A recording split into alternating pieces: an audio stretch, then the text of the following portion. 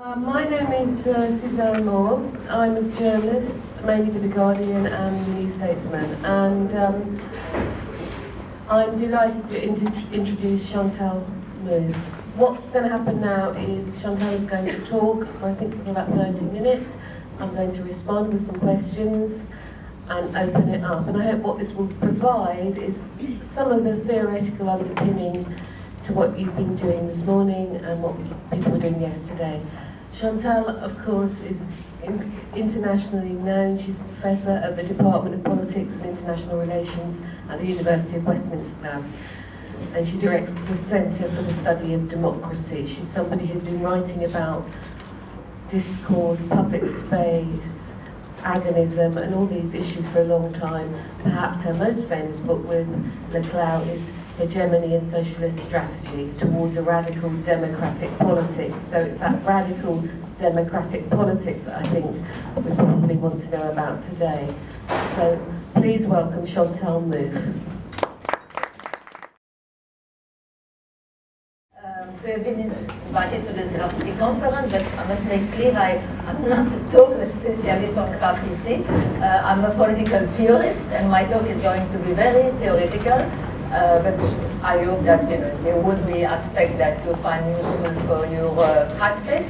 I have elaborated a model of democracy, which I call an agonistic model, and so I'm going to speak a little bit about that.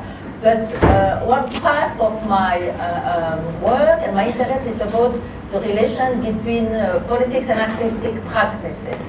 And this is, I think, what can be interesting for you, and I'm going to speak mainly about that. In the discussion about the role that artistic practices can still play in our society, we find several positions. Some argue, and on that the pessimistic side, that artists and cultural workers cannot play anymore a critical role because they've become a necessary part of capitalist production. According to such a view, the production of symbols is now a central goal of capitalism, and through the development of the famous creative industries, individuals have become totally subjugated to the control of capital.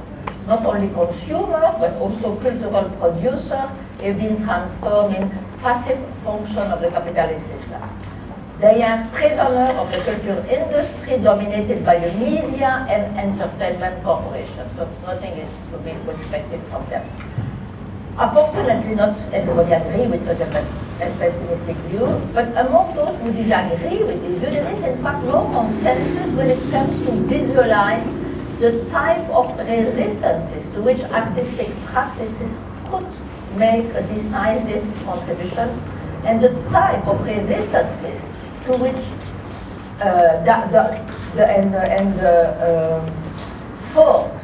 those resistances could take.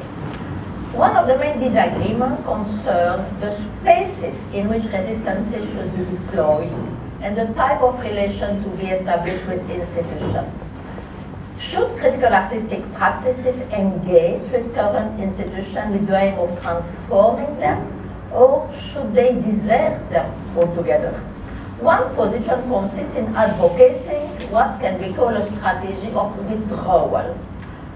It claims that under post-Fortist conditions, artists working inside the system are totally instrumentalized and transformed into businessmen. They are born to contribute to the reproduction of the system. Resistances are still possible, but they can only be located outside the institution of the art world, which have become complicit with capitalism and cannot provide anymore a site for critical artistic practices. The objective for critical artistic practices for those people should be to contribute to the development of the new social relations which are made possible by the transformation of the work process. Their main task is the production of new subjectivities and the elaboration of new worlds that will create the condition for the self-organization of the multitude. So here the term multitude already makes clear. You see who are the people who are arguing on that line, people influenced by art and nature, for instance. But of course, all that needs to be done outside of the art world. Such a view of the role of artistic practices goes together with the conception of radical politics, formulated in terms of exodus. This strategy of exodus comes in different versions, according to how the future of the multitude is envisaged, but they all assert that the traditional structure of power organized around the national state and around representative democracy have become irrelevant, and that they will progressively disappear. Hence, the belief that the multitude can ignore the existing power structure and concentrate its effort in constructing alternative social forms outside the state power network. Any collaboration with the traditional channels of politics, like for instance parties, trade unions, are to be avoided. The majoritarian model of democracy and of society organized around the state needs to be abandoned in favor of another model of organization presented as more universal. It is the form of a unity provided by common places of the mind, cognitive, linguistic habit, and the general intellect. So that's one of the positions in the debate. One of the position of withdrawal from institution. The other position contests the pertinence of this withdrawal from institutions and recommend instead an engagement with institutions. This strategy, which is by the way the one that I advocate, is informed by a theoretical approach whose basis has been established in a book to which Chantal Mouffe already referred, Hegemony and Socialist Strategy Towards a Radical Politic, a book that I wrote with Ernesto Laclau. And the two key concepts of that book are antagonism on one side and hegemony on the other. This approach asserts that addressing the question of the political requires acknowledging the ever-present possibility of antagonism, coming to terms with the lack of a final ground and the undecidability that pervades every order. This signifies recognizing the hegemonic nature of every kind of social order and envisaging every society as the product of a series of practices which would attempt at establishing order, but in a context which is always a context of contingency. Those practices of articulation, through which a certain order is created, and through which the meaning of social institution is fixed, is what we call hegemonic practices. Every order is seen as a temporary and precarious articulation of contingent practices, meaning that things could always have been otherwise. There are always alternatives to the order. And that every order is predicated on the exclusion of other possibilities. It is in that sense that it can be called political, since it is the expression of a particular structure of power relation. What is at a given moment considered as a natural order is always the result of what we call sedimented hegemonic practices. That is, hegemonic practices whose political origin has been, erased and appear as natural. It's never the manifestation of a deeper objectivity that will be exterior to the practice that brings this order into being. That is, there is no law of history, to explain what for instance, there is this idea that neoliberal globalization is a necessary stage in a universe, is something that is, of course, put into question. Neoliberal globalization is the result of a certain type of hegemony. And if it appears, the fate that we've got to accept is because it becomes sedimented, the political origin is erased.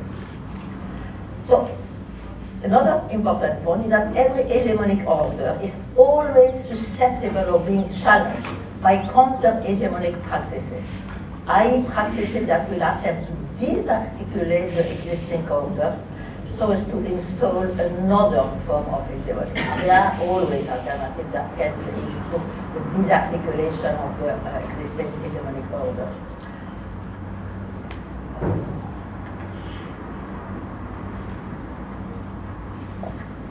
The kind of analysis in terms of hegemony and hegemonic practices permit us to develop a complex understanding of the forces which are at play in the emergence of the current neoliberal hegemony.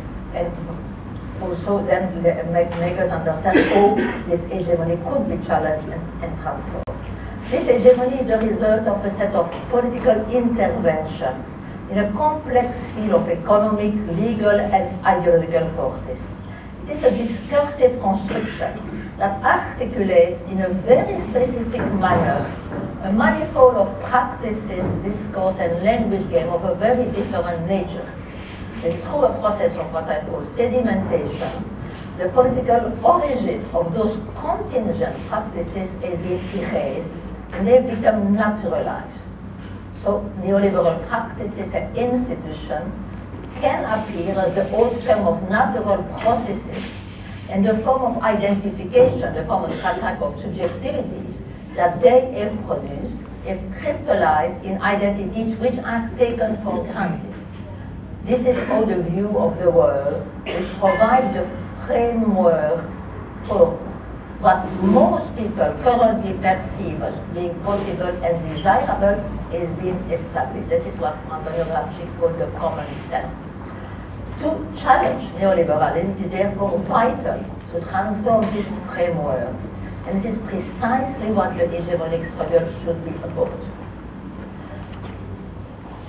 When it comes to apprehending the relation between art and politics, this is of course the topic I want to address here, and in addressing the issue of artistic strategies in politics and political strategies in art, I submit that the hegemonic approach is particularly fruitful.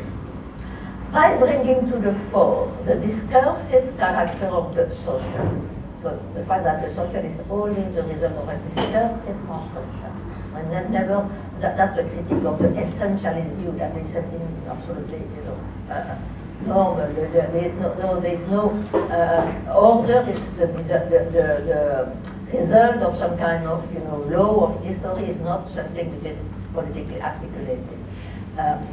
So this that's what I call discursive character of the social. So this approach reveals how it is through a multiplicity of discursive practices that our world is constructed. A construction which is always the result of a particular hegemony. Moreover, such an approach highlights the fact that the hegemonic confrontation is not limited to the traditional political institution, but that it also takes place in the multiplicity of spaces where hegemony is constructed, that is the domain of what is sometimes called civil society. This is where, as Antonio Gramsci has shown, a particular conception of the world is established, and a specific understanding of reality is defined.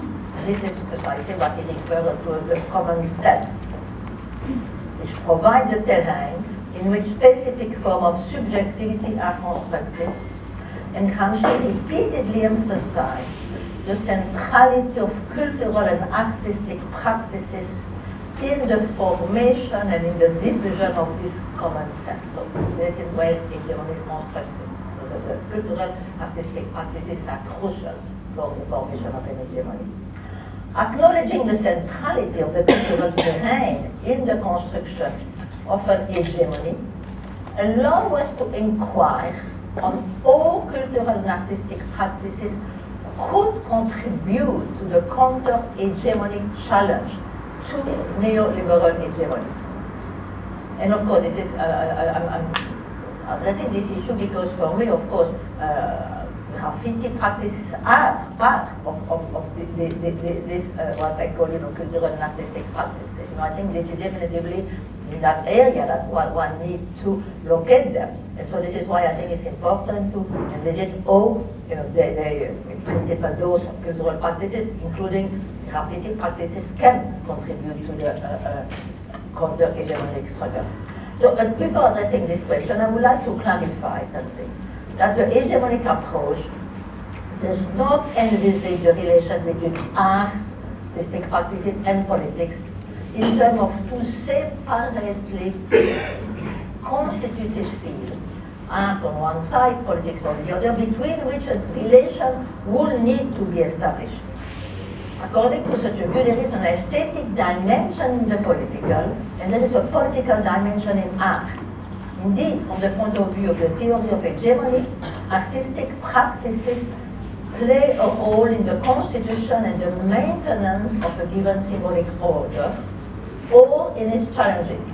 So they either contribute to reproduce, create an order, or in its challenging. And this is why they necessarily have a political dimension. The political, for its part, concerns the symbolic ordering of social relations. And this is where resides its aesthetic dimension.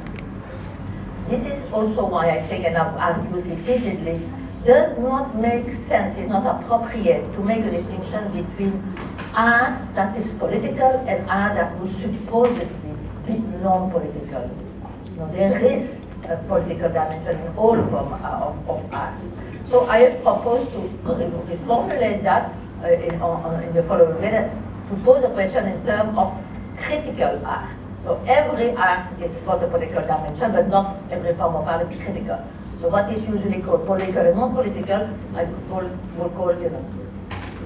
or what is usually called political, I would call critical.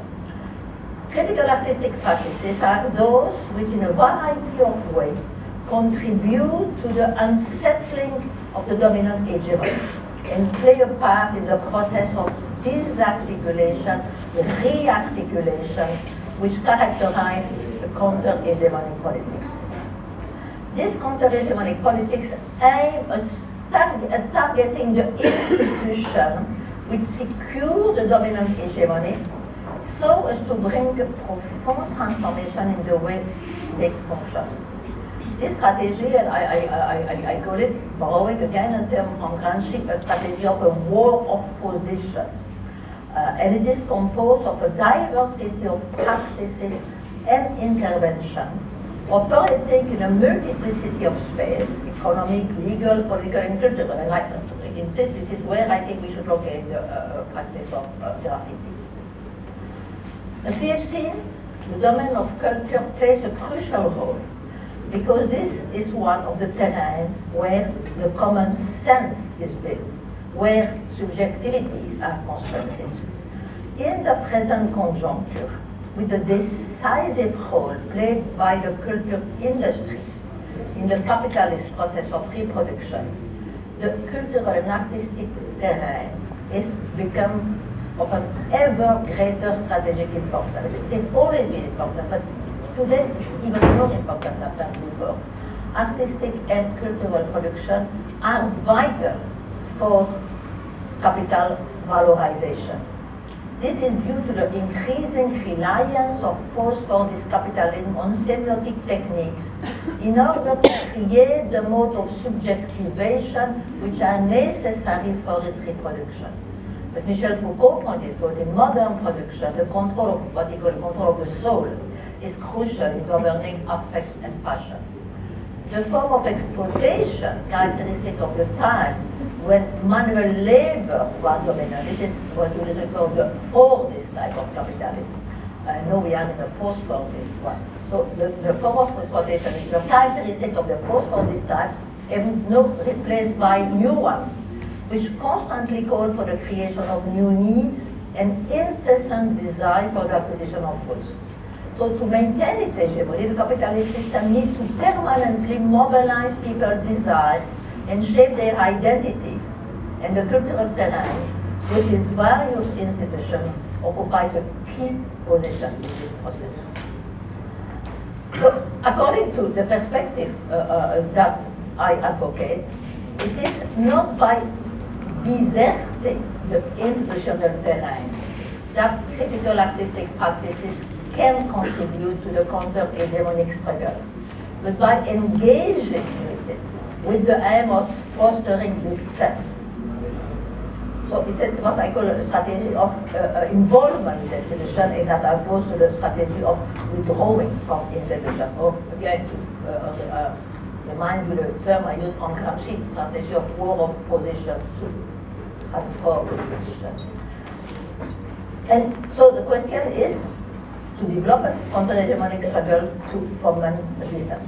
This can be done by creating a multiplicity of what I call agonistic spaces. Places where the dominant consensus is going to be challenged and where new modes of identification are made available. Since the fostering of agonistic public spaces is an important, crucial, I would say, dimension in how I envisage counter-hegemonic struggle, I think it's worth clarifying what I mean by this notion. I should specify straight away that we are never dealing, when I think of agonistic space, with one single space. As I see it, the agonistic confrontation takes place in a multiplicity of discursive surfaces, and public spaces are always plural. I would also like to insist on a second important point.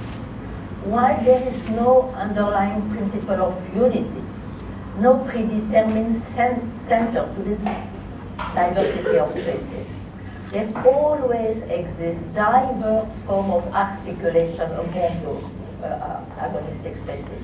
And we are not confronted with the kind of pure dispersion as it is envisaged by some postmodernist thinkers.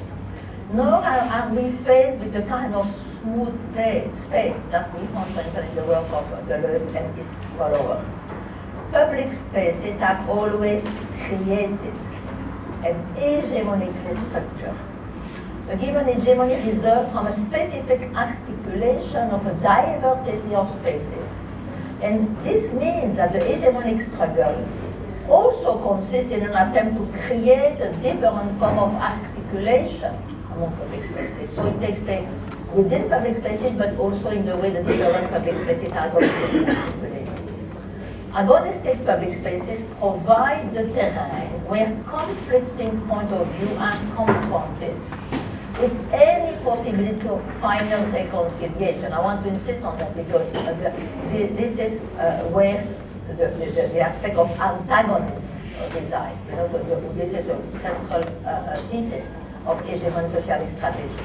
That society is divided. There is an inequality of antagonism. So we can try to find ways to deal with antagonism, to deal this antagonism to become a form of friend and enemy opposition. And this is what I call an agonism. It's a confrontation. It's a confrontation in which there is absolutely no possibility of a rational final resolution. But the difference between antagonism and agonism is that while in a pure antagonism, the opponents treat themselves as enemies to be destroyed. So of course it's not possible to envisage that to legitimate that in a democratic society. They treat in an agonistic situation, they treat themselves as what I call adversaries.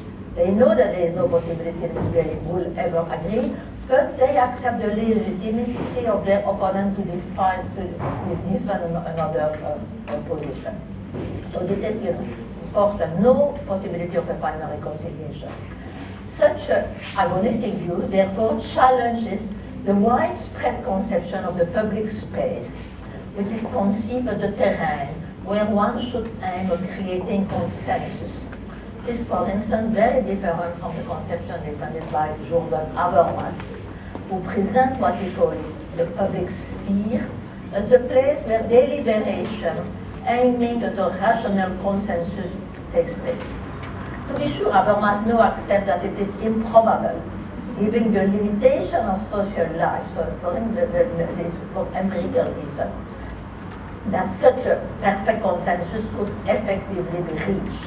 And that's why you see today he has evolved on that front, because at the beginning he thought that was possible to reach them. But today he said no, we should consider that as this ideal situation of communication as a regulative idea in the Kantian sense. So there is recognition that we will never arrive to that, but it is a bit different because from the perspective of the hegemonic approach, the impediment to the realization of this Habermasian ideal speech situation are not empirical, they are ontological. Indeed, one of the main tenets of the hegemonic approach is that such a rational consensus is a conceptual impossibility. because every order is an hegemonic order, is structural configuration of power. And in fact, one of the main tenets of the hegemonic approach is that such a rational consensus is a conceptual impossibility because it supposes the viability of a consensus without exclusion, which is precisely without hegemony, which is precisely what the hegemonic approach reveals to be impossible. I want to argue that to visualize public spaces in an agonistic way has important consequences for artistic and cultural practices, highlighting the multiplicity of ways in which they can contribute to the hegemonic struggle. Clearly, those who foster the creation of agonistic public spaces envisage the role of artistic practices in a very different way than those whose objective is the creation of consensus. Critical art for them is constituted by a manifold of artistic practices aiming at bringing to the fore the existence of alternatives to the current post-political order. This critical dimension consists in making visible what the dominant consensus tend to obscure and obliterate, in giving voice to all those who are silenced within the framework of the existing hegemony. Here I would like to stress that critical artistic practices, according to my approach, do not try to lift a supposedly false consciousness so as to reveal what would be the true reality.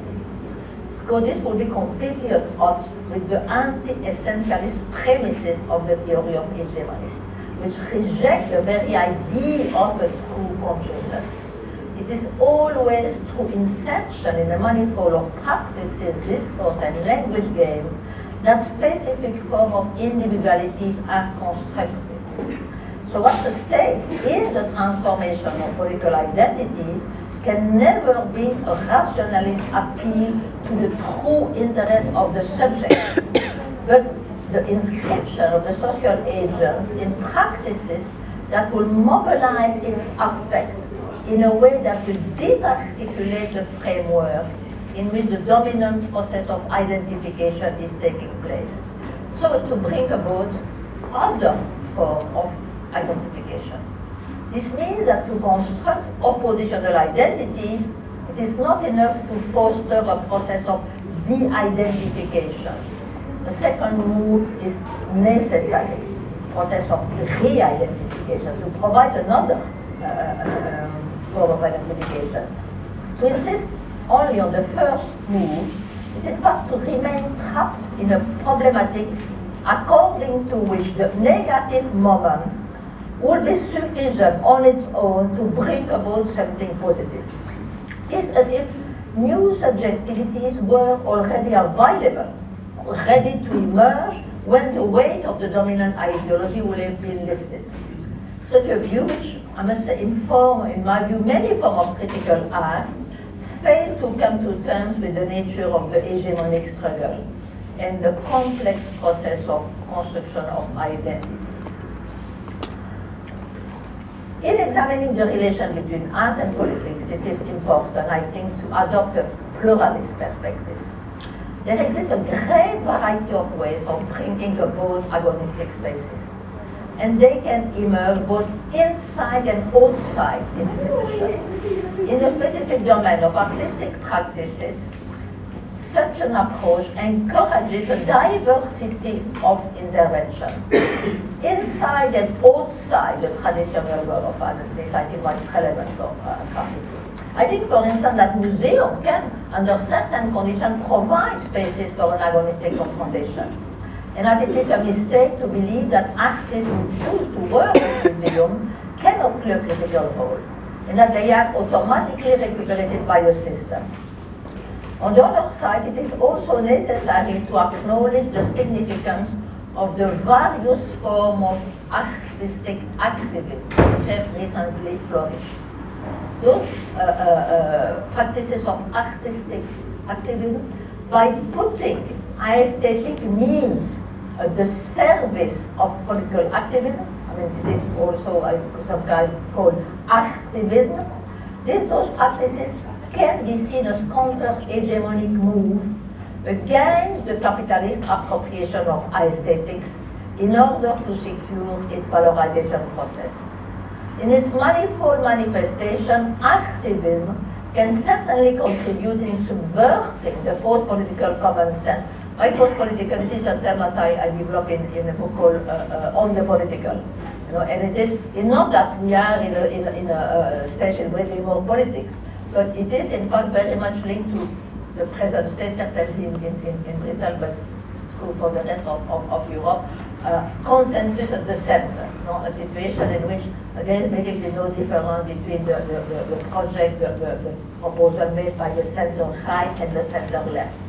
This is typical, the third way of the left, not absolutely, that was where the theory of the radical center is being first elaborated. But no, unfortunately, most social democratic parties follow that. They move, they don't even want to call themselves left. They say, no, it's center left. So basically, they have accepted that there's no alternative to neoliberal globalization, and that socialist, labor or social democratic party, when it comes to power, the only thing they can do is to manage a bit more humanely this neoliberal globalization.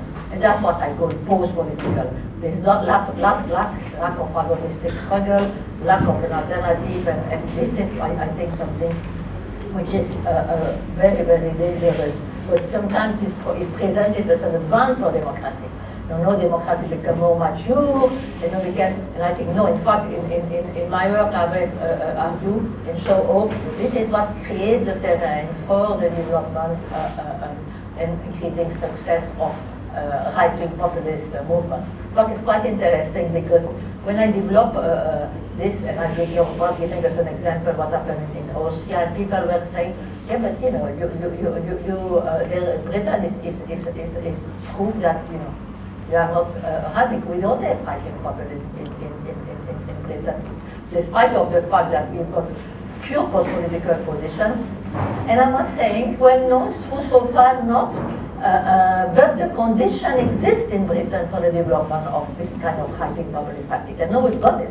This is exactly what the gift is. And I think it's because their success is linked to the fact that people feel that they can't really, express an opposition to the dominant order through the traditional parties. So that's a little impression that I think is quite useful to see the way in which this post-political situation develops. And I think that this is really where artistic political practices, activists need to subvert this post-political common sense, creating new subjectivities. And I think that I'm really pluralistic in that sense, because I think there are many ways in which that can be done. And for instance, there are various modes of activist intervention influenced by the situational strategy of détournement, and are very effective in disrupting the smooth image that corporate capitalism is trying to impose, bringing to the fore the repressive character of those practices. So, artistic strategies in politics and political strategies in art are, in my view, both legitimate and important. They can play a decisive role in the counter-hegemonic struggle by fomenting an agonistic contestation. However, and this is for me the point which is very important politically, we need to be aware that critical artistic practices, in whatever form they are conceived, are no substitute for political practices, and that they will never be able on their own to bring about a new hegemonic order. In the construction of this new order, the strictly political moment going through the institutions cannot be avoided. The success of radical politics requires new political subjectivities, but this only represents one dimension, vital as it is, of the war of production. Many other steps need to be taken in establishing a new hegemony, and the long march through the political institution cannot be averted. Thank you.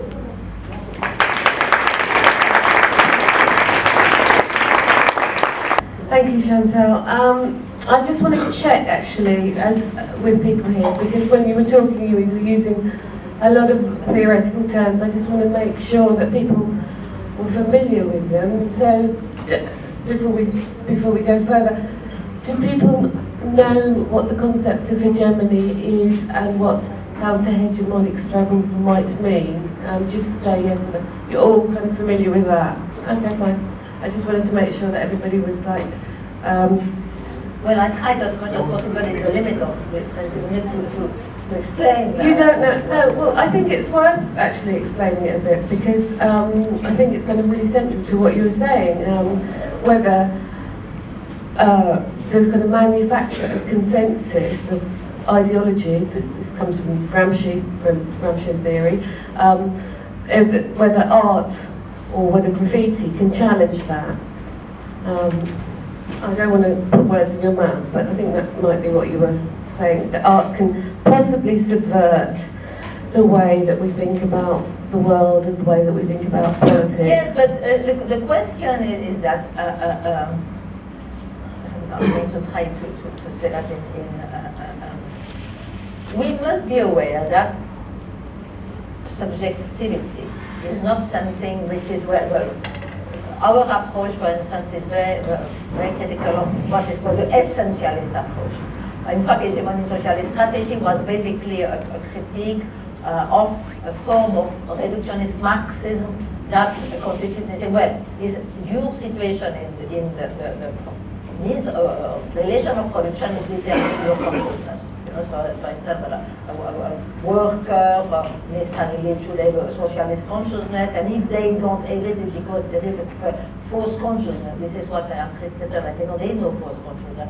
Every consciousness or well, again, here we are very critical of the idea of identities already existing before the way, what we call discourses. But discourses is not limited to speech and writing. Discourses are also in a sense in which, for instance, Louis Althusser speak of the material practice of ideology. You know, that discourses is an articulation of practice, material practices and discourse.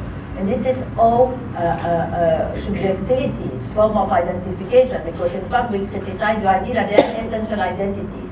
And we say, this is, you know, following psychoanalysis, identities are always the result of processes of identification.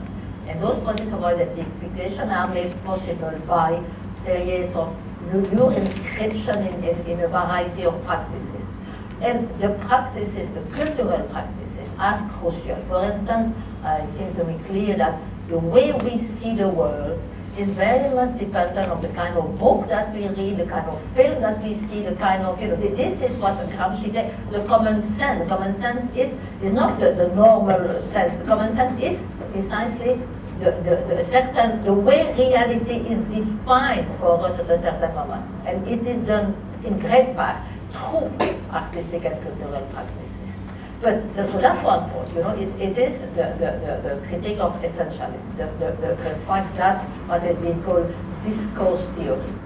But we also insist, and that's the second aspect of hegemony, of the fact that this is always done through a certain articulation of power relation, a certain view of reality. You know what? For instance, the question of neoliberalism is very clear.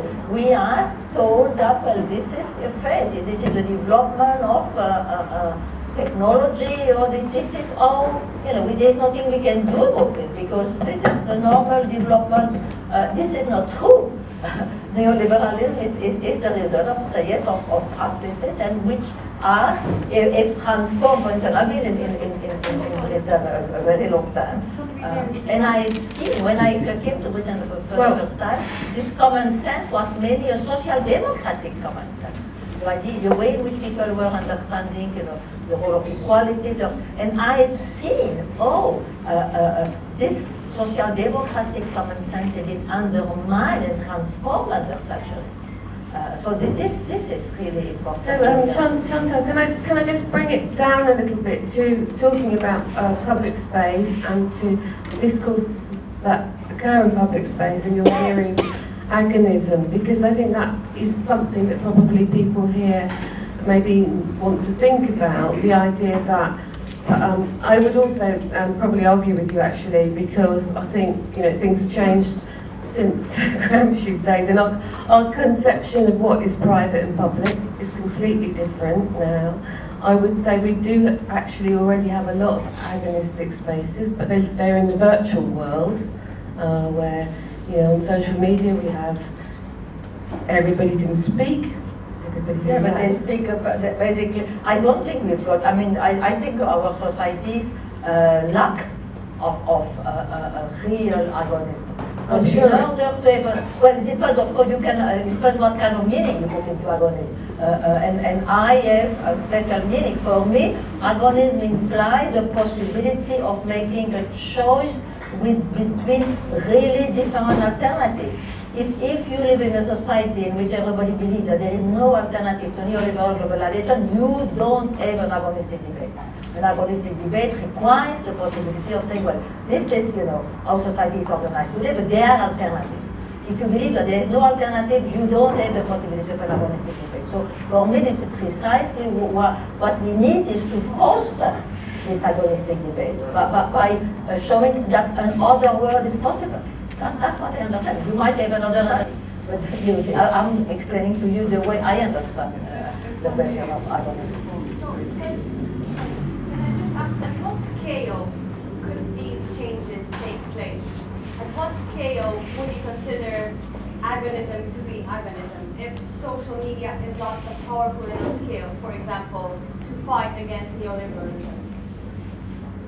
No, I don't think social media is no, there are many different, I think there are many different, I think of a multiplicity of agonistic spaces. Agonistic spaces meaning the possibility, spaces where agonism could be developed. I'm not saying that agonism exists. When I speak of agonistic spaces, I mean of spaces where one can develop agonism. And of course, there are some spaces where they are, but at the general level, and certainly at the political level, I think that we don't have an agonistic debate because there's no. So all the people that have been talking about graffiti, for instance, do you think they are not making any input into any agonistic space? Well, precisely my argument is that this is, where I think that they can, yes. Or at least, not necessarily, but at least at a space where they can. But in order to develop this counter-hegemonic struggle, first, you need to undermine the naturalness of the existing neoliberal order. And I think that graffiti is very important at that level, because it brings to the fore what neoliberal hegemony tries to obscure. So yes, I do believe that is important. But this is the counter-hegemonic struggle is a very complex struggle, and I was insisting there are two levels. It is the process of disarticulation and rearticulation. I think we are at the moment more in the process of disarticulation, bringing to the fore all the things that neoliberalism tend to obscure. But there you also will need so I'm going to stop you because I'm going to take some. I see hands up. I'm going to get some questions over there. Yes. Hi. Thanks, Chantal. In trying to bring it down to scale, in bringing it back to the discussion that we've been having around graffiti, I mean, I see graffiti as an ephemeral, like urban practice, as sort of being speaking very much to your work around the contingent nature of hegemony, and so seeing those articulations in public space at the scale of the neighbourhood, the scale of the single instance. And I'd like perhaps if you could say, I mean, you're alluding to a hegemony that is to this, the large, the neoliberal, this grand hegemony and our need to seek ways of finding that counter-hegemony there. Can we have an hegemony at the neighbourhood level? Can we? Can we hegemony what? An hegemony at the neighbourhood level. How do we frame the agonistic engagements that are happening around singular spaces where we do have genuine alternatives that are driven by particular political positions that are plural in their form? Do we articulate that as a contestation around hegemonies, hegemonies, or do we see that as just, so instead of saying it's a war of position, it may be just a skirmish? So what is happening at the local level? How does that articulate with what you're seeing, what you're presenting there, very much as a grand scale? No, but sorry, then I did not make myself clearly understood. When I speak of neoliberal hegemony, it's not a grand scale. Neoliberal hegemony takes place, you know, in a multiplicity of ways. It's not. It expresses itself in a lot of things. It expresses itself, you know, in the school. It expresses itself in neighborhoods, and it's not this thing there. It's something which, and that's what is not easy to transform, because it pervades, you know, the whole domain of society,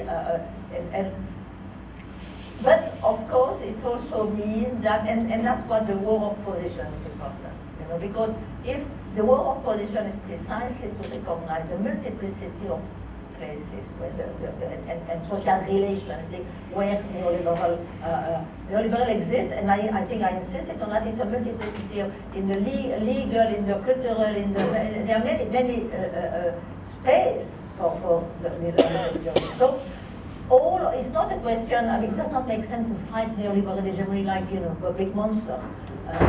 It is. What one can do is to, and that's what I insist on, the strategy of engagement with, you know, through all the spaces where neoliberal hegemony is constructed, one can work, you know, at that level to try to disarticulate, to bring to the fore. Is it always a battle against neoliberalism in this? Well, yes, it's about neoliberal hegemony, neoliberal order. I mean, one should not understand neoliberalism only in economic terms. You know, neoliberalism is to speak of the hegemony of neoliberalism precisely, is to insist that it defines the way we see the world, the way we live, all this consumer society, all that. This is Chantal, I just want to bring in some other people as well. So you talked about a multiplicity of spaces. You basically, if I understood, you said that one place in a post-political society you don't have good agonism, say, is in political sphere. In amongst all those different spaces, where do you see the best kind of agonistic, positive, intense relationships? Do you mind if I take about 3 questions, and then you come back, Chantal, because I think otherwise we won't get everybody in. There's somebody there. Thank you very much for your talk. I really enjoyed it. I found it very energizing. I think one of the points that I take is that you said that all art is political, even if not all art is critical. And I think that's really important for our discussion, because we've been talking across different kinds of street art and graffiti practice, which have different levels of criticality. And I think I take from your talk that street art and graffiti have, in some ways, been historically very powerful in making agonistic space within neoliberal urbanization. I think that's really important. And neoliberal urbanization takes many forms. And I was wondering whether you could just comment on if you think there are some general prerequisites, perhaps, for the kind of critical art practice that we've been talking about. And I was struck by your discussion around erasure. I was thinking about that as important within the current context of urbanization. So the Olympic-led development is a kind of erasure. So would one thing be that we need to be acutely aware of sort of the structures of urbanization, the historical structures, in order for this art practice to be critical and produce these subjectivities? Another area I thought would be around the way that the voices of oppressed peoples are repressed within urbanization processes. So would another place for this work be to make those voices present? And would another area be to think about the history of practices in order to understand how they can operate. So I just wonder if you have any general comments on the prerequisites for critical Stu's argument. No, that's a great question. I'm going to take one more. Mine will be like very, very brief. I really enjoyed your talk, and I think your work is really important when looking at graffiti and street art and those practices. But one of the things is that common sense. Okay, so common sense is so deeply sedimented, like habitus, not just like through a bodily practice as well as through ideology, that by chipping away it at these tiny little processes through like agonistic spaces, wouldn't like a massive jackhammer just be a lot easier? I just see this tiny chipping away at common sense to be almost like, it makes me very depressed as a fruitless task. That's my kind of question. So the questions are about agonism, location, history, and whether we should just have a revolution, right? Basically, yeah, exactly. Okay, so let me try to remember well,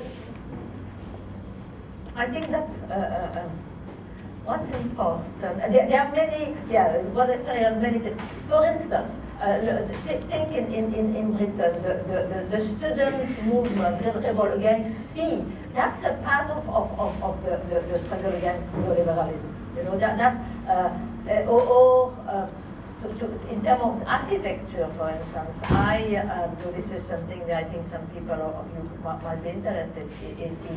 I mean, there is this old reflection of some architects about the process of what we call urbanization, you know, and you show, oh, in fact, this process of the urbanization is driven by a certain, maybe we don't understand the same thing by neoliberalism. I have the feeling that you put a liberal, but for me it is the neoliberal logic of commodification, you know, which drives the process of urbanization.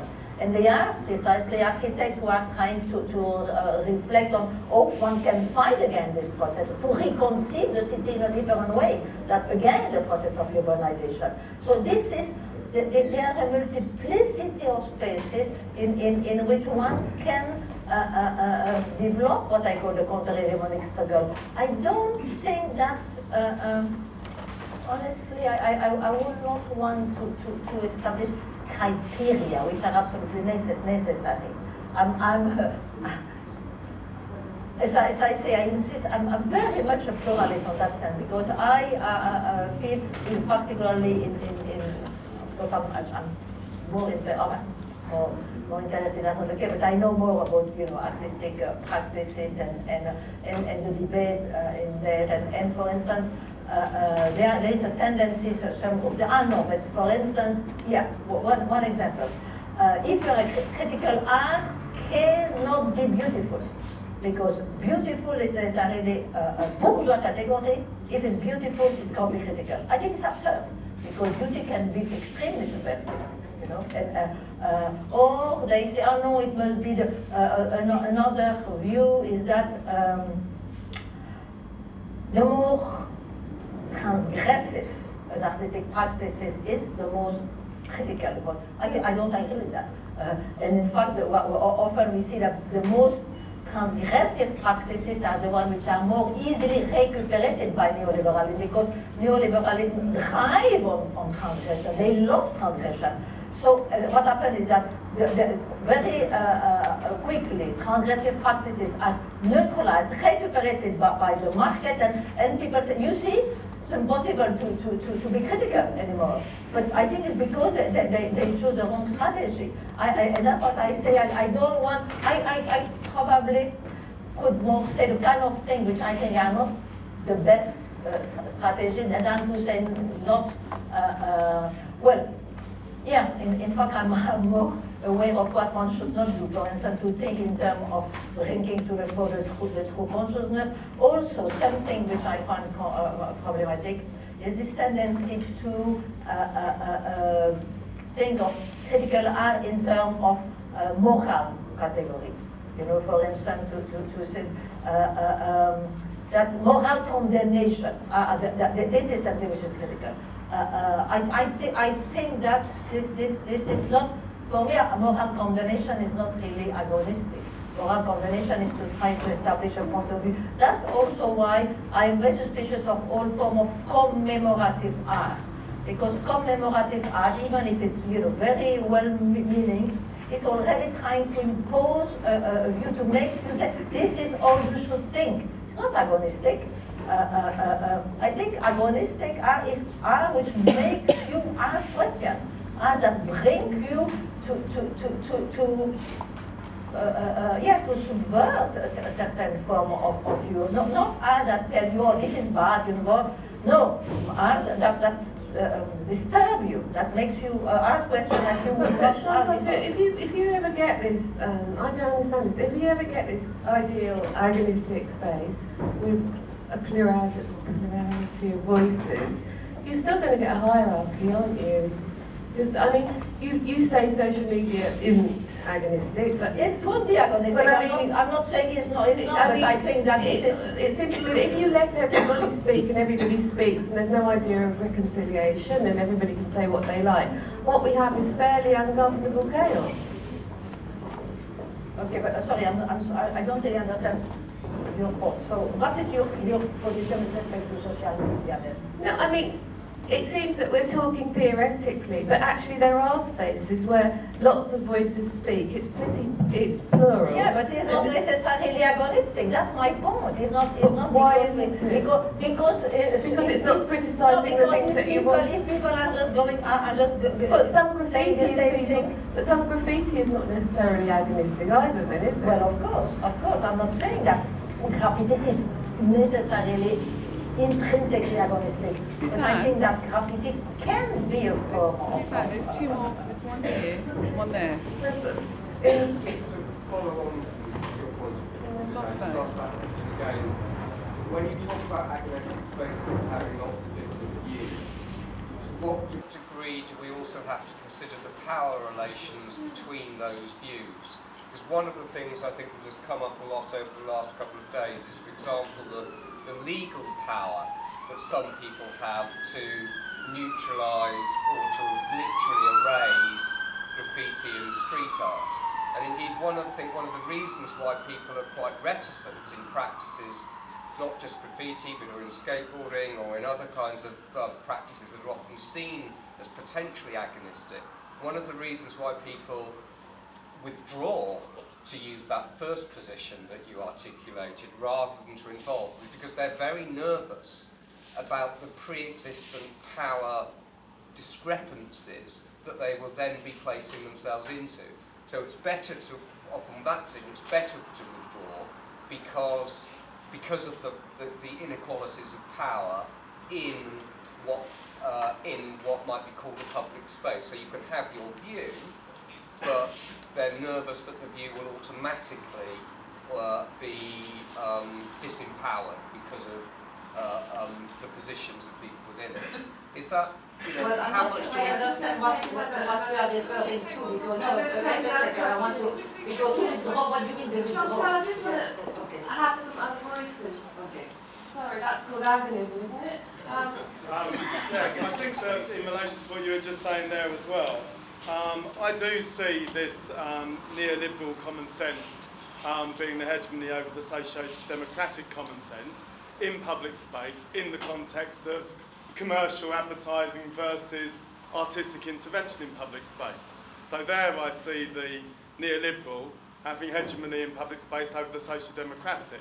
I also think that what you were saying about graffiti enabling us to sort of bring these hegemonies to the fore so we can see these disparities, but the political needing to come into action, it's not instead of the political, the artistic and creative cannot replace the political.